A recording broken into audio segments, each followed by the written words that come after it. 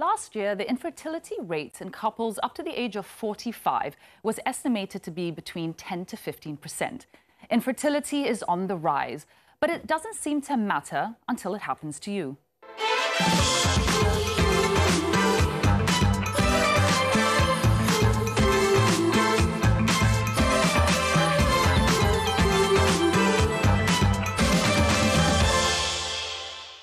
Hey everyone, welcome to our show Women Talk, where we break down hard topics and conversations that should matter to all of us. I'm Deborah. And I'm Sazzy, and today we're going to be talking about a topic that matters to all of us, especially as women. So let's introduce our guest. Today we've got Dr. Natasha, who is a Senior Fertility Specialist at KL Fertility Center. Welcome. Thank you. And Dina Marzuki, you are the mother of a beautiful baby that was born out of IVF treatment. That's right. Her name is Reina, I believe. That's right. Thank you so much, ladies, for joining us. So we really wanted to talk about fertility or infertility, depending on how you want to word it, because so many of our guests who actually watched the show, ladies wrote into us and actually said, this is such an important topic. We have so many questions, and so we're here today to have a real, honest, genuine conversation about women's experiences with fertility. Yeah. But Dina, you had your baby coming as a result of IVF. I mean, tell us about that journey. Right. So I think like any other women who has gotten married, they would obviously want to try it naturally. And that's probably like, we've been conditioned to think that, we are only made to be a mom naturally. Yeah. However, things didn't go the way I wanted it, obviously. I struggled for 2 years, ended up with a miscarriage. Found out that my husband had low motility rate. At the same time, I also had an underlying issue, polycystic ovarian syndrome, which made it that much harder for me to conceive. So we decided to do IVF. If you're asking why I didn't do IUI and stuff like that, because the success rate were much lower, and I figured with the conditions that we already have, we decided to do IVF straight away. I mean, let's just go for the best. Exactly. So we got pretty lucky. First time it happened, but there are some tips that I would like to share for women to get a successful IVF journey. Such as? I think that a lot of women, when they do IVF, they tend to think like, hey, that's the doctor's job. Everything, should be left to the doctor. I did it in a way where I met the doctor in the middle. I ensured my cholesterol was great, my sugar was great. I worked out. Stress management, it's a bit hard to manage in these days. Times are hard, but I do the best I could. And that's how I met my doctor in the middle and make sure that if it happens, it happens. If it doesn't, I know I've tried my best. That's what matters. You did everything you possibly could, right? Yeah. Doctor, I wanted to ask you, you were saying IVF and IUI, and there's a lot of these terms thrown around there, and let's not assume that everyone knows what those mean. I don't even know if I know what they mean fully, but maybe you can kind of break it down for us. What exactly does being infertile mean from the perspective of a man and a woman? And then also, what are these treatments that we speak of? All right, okay. So basically, I usually like to term not infertile, I will say subfertile, because majority are subfertile. And I'm hearing it. Yeah, so it's about 1 in 6. 1 in 6 patients, or actually in the population of couples, would actually suffer subfertility. Okay. Right. So it's you're not alone. It's actually quite common, and it's like you said, it's increasing worldwide, not only in Malaysia. So some of the options that you can have, you can actually first you have to investigate. You investigate it and then see what your options are. So different patients choose different things. They might opt for simple things like just follicle tracking, means just tracking your eggs and see whether you can time it. Or you can do assisted reproductive technique. Simpler one is IUI. So IUI stands for intrauterine insemination. It's basically just processing the sperm, put inside the uterus at the right timing, and then fertilization occurs inside the tubes. Success rate about 10 to 15%. Very simple. So it's less less complicated as IVF. IVF is basically test tube babies. So you have a lot of process ongoing. You have to have injections, multiple daily injections, and then you have to have a small procedure, a daycare procedure. So you go into the theatre in the morning, go back by lunchtime, everything through the vagina, nothing at the tummy, egg collection process. Then later on, maybe in a few days' time or 2 months down the road, you'll have the embryo transfer. Means embryo is the fertilized egg. And success rate depends on the age, actually, on the female's age. So That's right. It's a biological age. I know. You know? Yes, and, so success rate is about 40 to 50%, but it can take a toll on, women. Both those multiple injections, you need frequent monitoring, you can have side effects from it, and it's not 100%. Yeah, nothing is. But how often do women... IVF journey, I mean, the IVF process is quite a journey as well. So it's really interesting to hear from your point of view, Dina. As you said, you met the doctor in the middle. Most times women are like, okay, we're just going to leave it in the hands of the doctor and stuff. So that was a great tip. Yeah, miracles and all. But again, it's not just the women, it's also the men. Some of the tips, some of the life-changing tips that you did before actually going through the IVF process, besides what you shared earlier on. One thing for sure was that before I went into the IVF journey, I had this mindset where I need to ensure that my husband and I would do our best human effort. Everything else is Allahu Alam, as we say for the Muslims, right? So everything else is in God's hand. But some of the tips that I did do are some like workouts. During the IVF journey, though, I remembered with all the injections, right? Because you triggered that memory. It was pretty bad for me because I had overstimulated ovaries, and so my tummy would bloat and I couldn't walk properly. The water retention was bad. So I went through all that, but the positive mindset, the support of the husband, and I had my husband and my mom supporting me all the while. So that played an important role, and I cannot stress on how much someone needs the support during the IVF journey. Thank you for sharing that.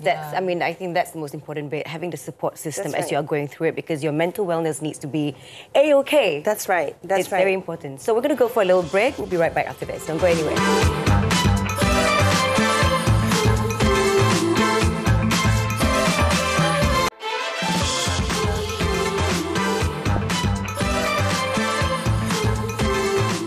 Welcome back to the show. We're talking about fertility issues. And our guest for today is Dr. Natasha and Dina. Thank you so much for still being here. Thank you, thank you. Welcome. Okay, so doctor, there are so many questions when it comes to fertility, especially IVF, and we've got a couple of common questions here that some women have asked or have asked to ask you. So we're going to go with the first one. What is the relationship between fertility and age? You mentioned a little bit about it earlier just now, but please We're not all 18 anymore. Unfortunately. Unfortunately, yeah. I mean, we do science can't beat, the biological clock. Of course, with advances in technology, we help more women getting pregnant, and we have more options. But we are still unable to help with the egg quality. So then it boils down to eggs, the egg quality, and that is actually determined mainly by the woman's age. Also, how she takes care of herself genetically, her lifestyle. But if we were to look at, let's say, fertility treatment success rate, IVF, the denominator would be woman's age. Okay. So we're looking at if it's IVF success rate less than 30, it goes up as high as 60%, 70%. But between 30 to 39, it becomes about 40 to 50%. More than 40, it drops down to 20, 25%, and it drops much more from 40, 41, 42, 43. By 45, unfortunately, when patient comes to the clinic, we'll say your success rate of having a live baby will be less than 1%. Wow. And overseas, 1%. yes, and overseas they'll probably go for egg donation by 40 plus. Okay. Yeah. So, but we'll try hard. But it still happens, right, doctor? Yes, you still see many women that are in 40s. 43, 44. I think by late 30s, early 40s, we're like, come on, get going, collect as many eggs as possible, so that, perhaps we have a better success rate. Okay. And another interesting question, there are many causes of infertility, so perhaps if you could share what those are. But also the focus always tends to be put on the woman. But I wonder, other like, do you know the stats on men versus female infertility? Yeah. So we'll always say that, women's always blamed. For at the moment, no. A man also carries about 30% will be women's causes, 30% will be male's causes, about 30% a combination, and maybe about 10% unexplained. So I think more and more we're having sperm issues. But with sperm issues, I think with technology, with the advance, it can be overcome more or less. But females' age in terms of egg quality, unfortunately, when we do a scan, when we do a blood test, we can't tell the egg quality. Right. So that becomes a bit of a challenge. So when we do, if the patient is a bit older, trying for, longer years, more than 5 years, and they can jump up to IVF because that probably will give them a better success rate. But I'm curious, doctor, how typically for couples that you see, how long have they been trying before they actually go, okay, now I think I need some help, I'm going to seek IVF treatment? Right. Ideally, you should seek some, medical advice after 1 year of trying. If you are less than 35 and you have regular periods, you don't have any other known gynae problems. But if you do have irregular periods, you're perhaps more than 35 after 6 months of trying, or perhaps you'll be older, 40, you can come before, you plan to get married. And majority of the times, I suppose we are more tertiary centre, we see a bit more difficult cases. We'll probably see about from 5 years to perhaps, 15 years. They probably marry early. Oh, yeah. Yeah. Wow. Are there non-invasive fertility treatments, and what are the medications and how do they work? Okay. For non-invasive, basically would be very simple things, such as taking tablets. At the bottom is actually just, monitoring the follicles, which is the eggs. So, very natural, see where the eggs are coming out, time it. The second would be taking tablets. Most commonly used are Clomid. It basically then stimulates the egg to produce perhaps more than 1 egg, and then you time it. Okay. Then the next one will be what we call assisted reproductive technique, and that will include IUI and IVFs that we mentioned before. So that will be a bit more maybe invasive, but IUI to me is relatively quite simple. It's like having a pap smear, just having, come in one of those just tablets, come in, very simple, 5 minutes, go back home, wait for 2 weeks, the dreaded 2 weeks wait, and see whether you're pregnant or not. Talking about dreaded 2 weeks wait, I mean, so many women I've spoken to have gone through such difficult times in this journey, of this process of trying to get pregnant. And I know, Dina, you were sharing a little bit with us off camera about what that journey was like for you. Because it seems only natural to want to procreate, to get pregnant. And then when your bodies can't physically do it, as a man or woman, you feel broken. That's right. What happened to you? The thing about us women, right? It's obviously for people like me, for women like me who really yearns to have a child. I mean, I am that child you see that's like pushing a stroller at 5 years old. I'm one of those. So I've wanted a child since I know how to talk. So to find out that I was infertile was really heartbreaking, because I'm just like, wow, that's probably like the only job I have in this world. And so what am I? How am I worthy to be a woman?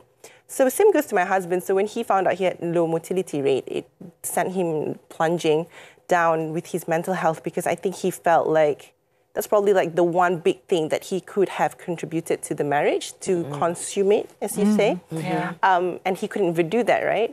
And I think what's so important now is that men also needs to step up and recognize that the problem could be lying in them. Because I've seen a lot of my friends who has gone through IVF multiple times only to find out the husband is the problem. I see. Can you imagine what the woman's gone through? So she has gone through hell and back, and to find out that actually the husband was shooting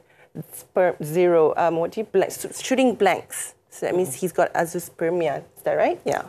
So it's a lot of things. I think it's something that needs to be worked on together. Yeah. I think they need to remove the taboo bit about fertility or checking sperms and stuff like that. Well, you're here talking about it, and we're saying, you know what, normalizes this right. topic is just us ladies sitting here having real, honest conversation about what it means to have infertility issues, and to be able to, look at IVF treatment as a way to help have your little baby girl. Yay! We're going to take a quick break now, and we'll see you after this.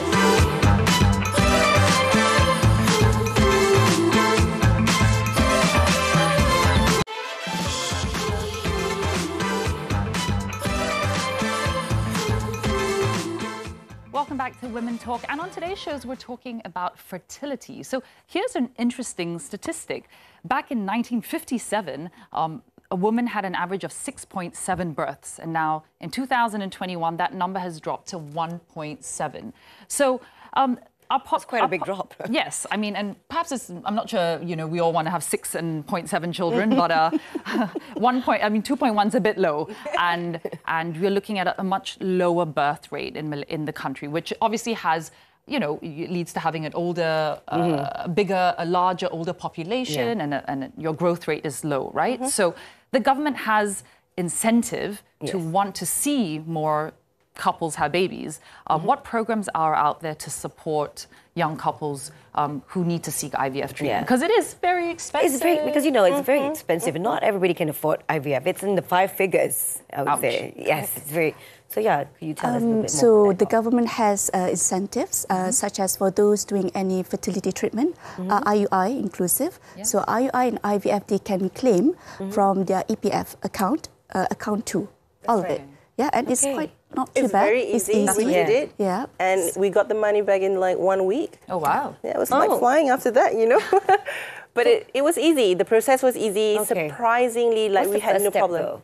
So first step is you go to the EPF office, anywhere near your area, and then after that you fill up some forms. You need to make sure that the report from the doctors are completed in full. So the doctor has to do explain what's happening to your fertility journey, and then sign it off, submit all of those, and then you're done. That's it. You can either submit it, you can either split equally between husband and wife, or just husband, or just wife. Doesn't matter. Okay. But you can claim it all.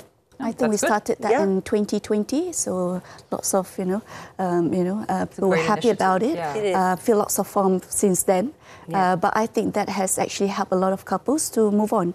I think because even young couples, they need to do IVF, and the earlier they do, they have a better success rate. So I think they've actually quite a lot of couples have picked up IVF by having those incentives. Another one, you can take it from your tax. You can claim up to 8,000. 8,000 tax relief. Tax relief. Okay. I mean, for government hospital, they do try to provide. Obviously, we do have some limitations in our budget. So I mean, you can do like for our HKL, they have to up to 5,000. But obviously, it's limited, and they will have to then, the doctors will have to choose which couples, and they will have a waiting list. So that will range between a government hospital and private. You're looking at maybe, depending on what you need to do, you're looking at maybe as 15,000 up to 25,000. So has the cost gone down or evolved? Like, I mean, would you think as technology, it's increased? Definitely increased. Oh, wow. I mean, because everything's gone way expensive. I mean, you have the overhead, all the mediums goes up. You can't, even the lab can't, cope with all the mediums go up. We try to control the cost as much as possible, but obviously there are certain things like, we can't control, so we need to increase the cost as well as, not too much, so that, I mean, it'd be too much of a burden for the, couples. I sit down with my husband, I said, even though this is going to take quite a big chunk of our savings, I feel it would save our marriage, because my husband was at the brink. Oh, I see. It was really that bad, because I think, like I said, it doesn't help that I'm an aggressive person. So my husband's really nice and soft.